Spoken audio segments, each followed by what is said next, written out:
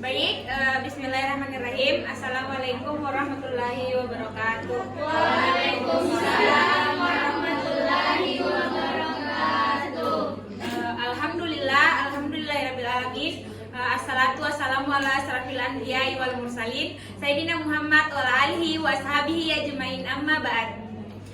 Segala puji atas kehadirat Allah Subhanahu wa taala yang telah memberikan kita nikmat kesehatan dan nikmat kesempatan untuk kita hadir di kelas ini dalam rangka mengikuti proses belajar mengajar dalam mata pelajaran bimbingan dan konseling anak usia dini. Tak lupa pula kita hanturkan salam dan taslim atas junjungan kita Nabiullah Muhammad sallallahu alaihi wasallam. Nabi yang telah membawa kita dari zaman kebodohan menuju zaman yang penuh ilmu pengetahuan seperti yang kita rasakan saat ini. Pertama-tama yang terhormat kepada Ibu Ade Agus Riani SPSI MPD selaku dosen pengampu mata kuliah bimbingan dan konseling anak usia dini, serta teman-temanku yang saya cintai dan saya sayangi. Langsung saja kami dari kelompok 4 akan memaparkan materi kami yang berjudul bimbingan dan konseling untuk meningkatkan kecerdasan intrapersonal dan interpersonal anak usia dini. Langsung saja saya Nirwana sebagai moderator dan pemateri pertama, teman saya Endang Kartika Sari sebagai pemateri kedua, Nur Fatima sebagai pemateri ketiga. Baik, demi untuk mempersingkat waktu langsung saja. Yang pertama itu hakikat kecerdasan intrapersonal dan interpersonal. Nah, yang pertama itu apa sih itu hakikat? Nah, hakikat itu adalah keberadaan atau eksistensi. Nah, sedangkan personal sendiri adalah kepribadian. Nah, hakikat kecerdasan intrapersonal dan interpersonal adalah kemampuan anak untuk mengendalikan emosi dalam dirinya, memahami, menyadari, menerima dirinya. Oleh karena itu, kecerdasan interpersonal dan intrapersonal itu sangat penting untuk anak usia dini. Karena anak usia dini adalah masa-masa perkembangan anak atau golden age-nya. Berarti kita harus banyak merangsang kecerdasan intra dan internya. Itu demi untuk bagaimana nantinya dia menghadapi kehidupannya di masa depan. Nah, selanjutnya lebih spesifik lagi saya akan jelaskan mengenai pengertian kecerdasan intrapersonal dan interpersonal. Kita lihat judulnya, intra dan inter itu sesuatu dua kata yang berbeda. Nah, yang pertama itu kecerdasan interpersonal, merupakan kecerdasan yang berhubungan dengan kemampuan untuk bersosialisasi dengan orang-orang di sekitarnya. Nah, kecerdasan ini merupakan keterampilan memahami dan memperkirakan perasaan, temperamen, suasana hati, maksud dan keinginan orang lain. Nah, yang kedua yaitu kecerdasan intrapersonal. Nah, kecerdasan intrapersonal adalah kemampuan mengenai keterampilan diri, kemampuan mengenai keterampilan diri sendiri, kemampuan memahami diri sendiri dan bertanggung jawab atas kehidupan diri sendiri. Kecerdasan intrapersonal merupakan keterampilan yang bersentuhan dengan pemikiran, gagasan, dan impian seseorang dan memiliki kemampuan untuk mengarahkan emosi sendiri. Nah, lebih singkatnya lagi atau lebih sederhananya lagi, interpersonal dan intrapersonal itu berbeda. Sederhananya, kalau interpersonal itu kita dengan lingkungan tak, berarti kita dengan sosial tak, begitu. Kalau intra itu sendiri adalah kecerdasan diri sendiri, bagaimana kita mengendalikan emosi kita, bagaimana kita memahami diri sendiri, terus bagaimana kita mengendalikan emosi tak. Nah, itu saja yang saya ketahui mengenai lebih spesifiknya pengertian kecerdasan intra dan interpersonal. Selanjutnya saya persilakan pemateri Endang Kartika Sari untuk melanjutkan materinya.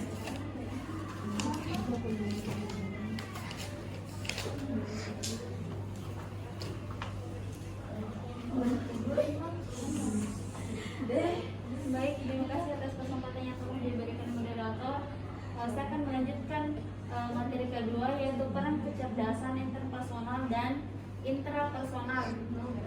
Kecerdasan intrapersonal merupakan kecakapan yang dapat membantu orang berhubungan secara baik dengan dirinya. Tujuan dari kompetensi ini adalah untuk meningkatkan kualitas dan kuantitas pemenuhan kebutuhan seseorang. Kecerdasan ini berkaitan dengan 3 potensi. Yang pertama, pengetahuan diri, pengarahan diri, dan harga diri. Yang kedua, kecerdasan interpersonal merupakan jembatan yang menghubungkan individu dengan lingkungan eksternal. Semakin kuat jembatan tersebut, pemenuhan kebutuhan akan tercapai dan secara psikologis mereka akan menjadi lebih baik dan sumber daya yang dimiliki oleh seseorang, maka semakin mudah untuk berbagi dengan orang lain. Kecerdasan ini berkaitan dengan beberapa potensi. Yang pertama, kepekaan terhadap diri sendiri dan orang lain. Yang kedua, ketegasan diri atau asertif. Yang ketiga, menjadi nyaman dengan diri sendiri dan orang lain, menjadi diri yang bebas. Terus selanjutnya, harapan yang realistis terhadap diri sendiri dan orang lain. Terakhir, perlindungan diri dalam situasi antar pribadi.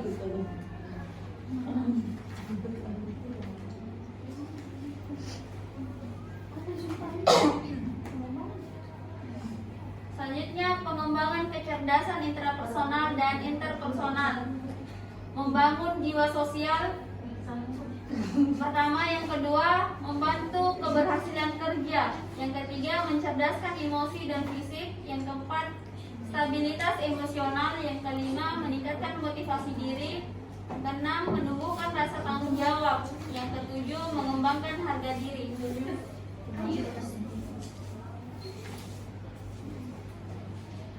Selanjutnya, dimensi kecerdasan intrapersonal dan interpersonal.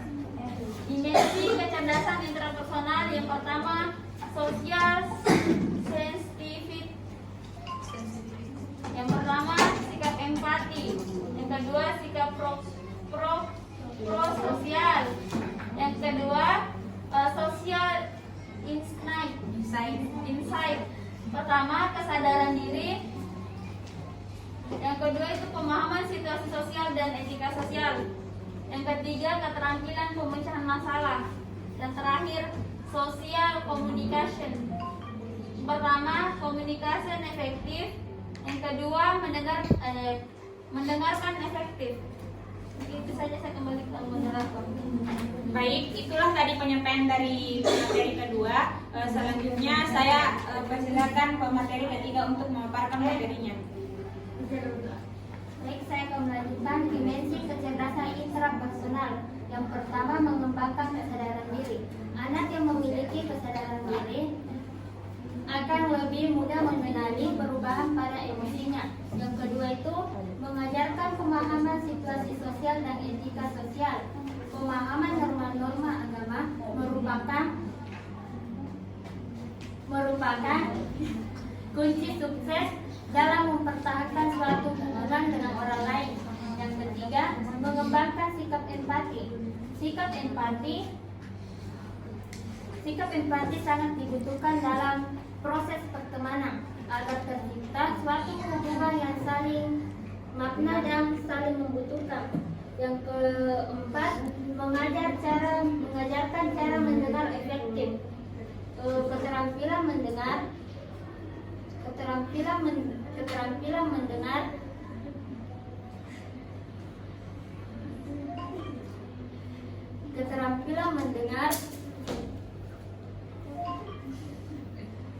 ini akan menunjang proses komunikasi anak dengan orang lain, sebab orang lain akan sangat merasa bahagia jika dihargai dan diperhatikan. Yang kelima, mengajar berkomunikasi secara santun. Komunikasi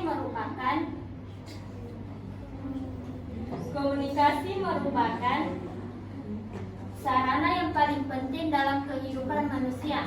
Komunikasi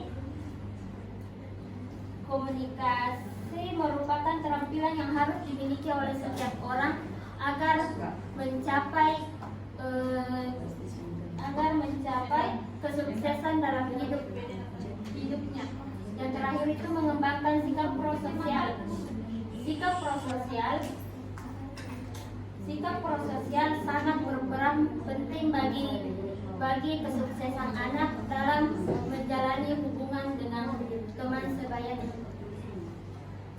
Bimbingan dan konseling untuk pengembangan kecerdasan personal, kecerdasan interpersonal. Yang pertama itu mengembangkan kesadaran diri. Kesadaran diri merupakan proses menilai, proses mengenali peristiwa, pilihan dan kepribadian. Yang kedua itu mengajarkan pemahaman situasi sosial dan etika sosial. Etika sosial berasal dari bahasa Yunani, berarti etos, yang artinya ada kebiasaan. Etika biasanya berkaitan dengan perkataan moral yang berasal dari kata Latin mores. Yang ketiga itu mengembangkan sikap empati. Sikap empati merupakan kemampuan untuk menempatkan diri sendiri dengan posisi orang lain untuk menghayati pengalaman tersebut. Yang keempat, mengembangkan sikap prososial. Sikap prososial sangat berperan penting bagi kesuksesan anak dalam berhubungan dengan teman sebayanya. Dan terakhir itu mengajarkan berkomunikasi secara terbuka. Berkomunikasi merupakan sarana yang sangat penting dalam kehidupan manusia. Komunikasi merupakan keterampilan yang harus dimiliki setiap orang untuk mensukseskan dirinya sendiri. Adapun kecerdasan intrapersonal yaitu mengenali diri secara fisik, yang kedua mengenal warna kesukaan, ketiga mengenal buah-buah kesukaan dan bintang kesayangan, yang keempat mengenal cita-citaku, kelima mengenal dan mengungkapkan perasaan, dan yang terakhir itu memotivasi diri. Saya kembalikan ke moderator. Baik, itulah tadi pemaparan materi dari kami. Saya buka sesi pertanyaan dengan 3 penanya. Baik, saya persilahkan kepada Endang Kartikasari untuk menjawab pertanyaan dari Nurul Fajri. Yaitu isi pertanyaannya, apakah kecerdasan intrapersonal berpengaruh terhadap penyesuaian diri anak? Saya persilahkan. Baik, terima kasih atas kesempatan yang telah diberikan moderator. Saya akan menjawab pertanyaan dari Nurul Fajri. Inti pertanyaannya itu, kecerdasan intrapersonal apakah berpengaruh terhadap penyesuaian diri anak?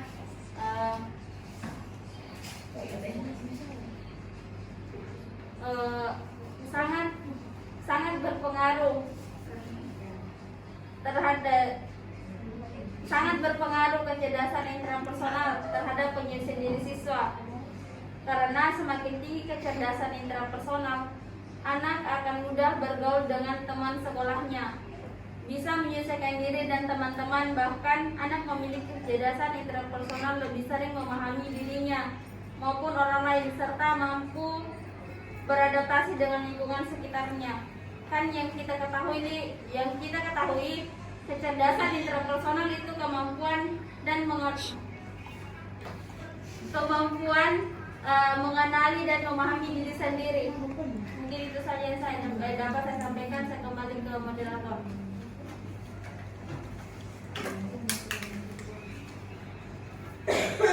Baik, sebelum saya kembalikan, bagaimana dengan teman-teman, ada yang ingin menambahkan jawaban? Jika tidak ada, saya langsung kembalikan kepada Nurul Fajri. Baik, terima kasih atas jawabannya. Yang saya tangkap tadi itu berpengaruh karena semakin tinggi kecerdasan intrapersonal seseorang, maka semakin baik pula kemampuan kepekaan seseorang terhadap lingkungannya. Iya. Baik, selanjutnya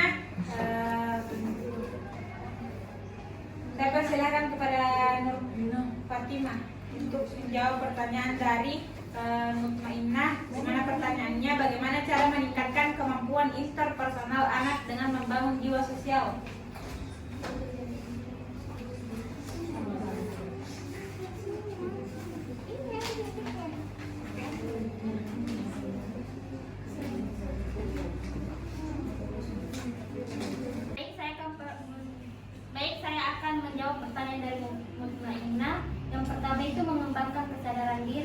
Kesadaran diri merupakan proses mengenali motivasi, pemilihan dan kepribadian kita, lalu menyadari pengaruh faktor-faktor tersebut atas penilaian, keputusan, dan interaksi. Yang kedua itu mengajarkan pemahaman situasi sosial dan etika sosial. Istilah etika berasal dari bahasa Yunani yaitu kata ethos yang berarti adat kebiasaan. Etika biasanya berkaitan erat dengan tatanan moral yang berasal dari bahasa Latin mores.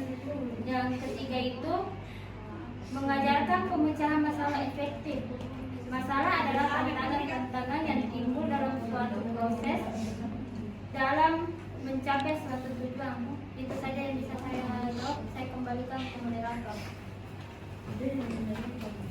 Baik, kita lanjut ke pertanyaan terakhir dari Nur Wahdani, yaitu pertanyaannya, apa penyebab ketika anak tidak percaya diri?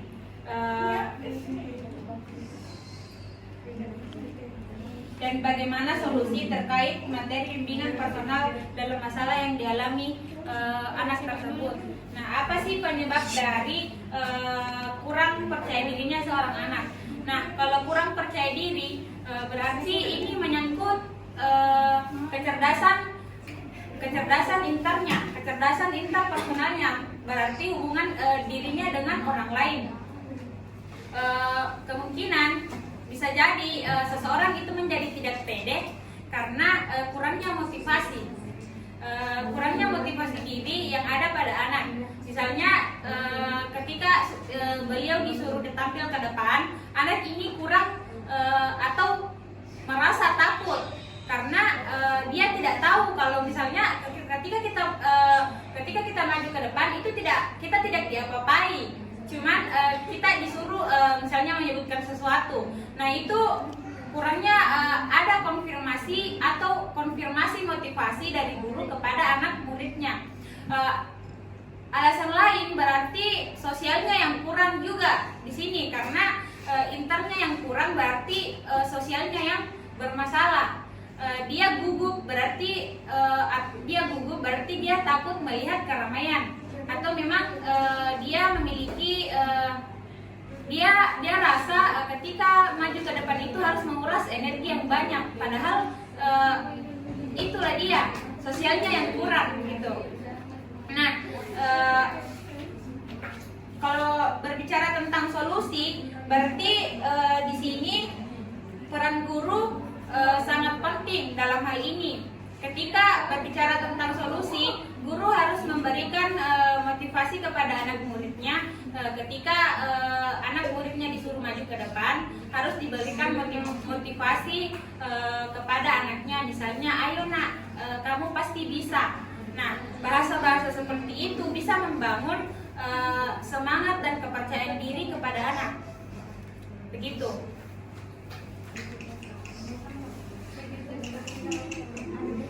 Baik, mungkin itu saja pemaparan dan jawaban dari kelompok kami. Kurang dan lebihnya mohon dimaafkan. Assalamualaikum warahmatullahi wabarakatuh.